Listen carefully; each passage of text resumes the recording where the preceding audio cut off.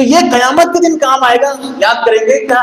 کم سے کم تحریک علوم میں گیا تھا, یہ مسئلہ آ گیا, بڑا کام آ گیا.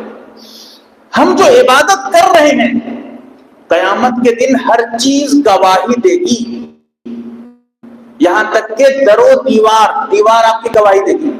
درخت کا پتا دیکھتا تھا کہ آپ نماز پڑھ رہے ہیں, درخت کا پتا گواہی دے گا کہ یا اللہ یہ نماز پڑھتا تھا, میں دکھاؤں.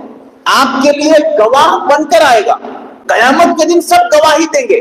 زمین جس زمین پر سجدہ کر رہے ہیں, ہاتھ لگا ہے, ناک لگا ہے, پیشانی ہے, وہ سب قیامت کے دن گواہی دیں گے کہ یا اللہ یہ نماز پڑھا تھا, میں گواہ. اب مسئلہ کیا کہنا چاہتا تھا؟ مسئلہ یہ کہنا چاہتا تھا ہر نماز کو جگہ بدل بدل کے پڑھیے. جیسے یہاں پر سنت فرض پڑھے, سنت ذرا سرک جائیے. اگر جگہ ہے پتہ چلا مسجد بالکل بھری ہے, اب کون کہاں جائے گا؟ کوئی اپنی جگہ سے سرکتے نہیں, وہیں پر پڑھیں یا کہاں جائیں. لیکن اگر موقع ملتا ہے گھر میں بھی, یہ مردوں کے لیے نہیں ہے, سب کے لیے. اگر عورت فرض نماز وہیں پڑھ کے اٹھی ہے, ایک ذرا جانے مسجد ذرا سرکا دے, پھر وہاں پر سنت نماز پڑھے. میں یہ کہنا چاہتا تھا جب نماز الگ الگ سلام کے بعد دوسری نماز شروع کریں, ایک ذرا کم سے کم آگے پیچھے ہو کے شروع کریں, یہ آپ کے حق میں بہت کام آنے والا ہے.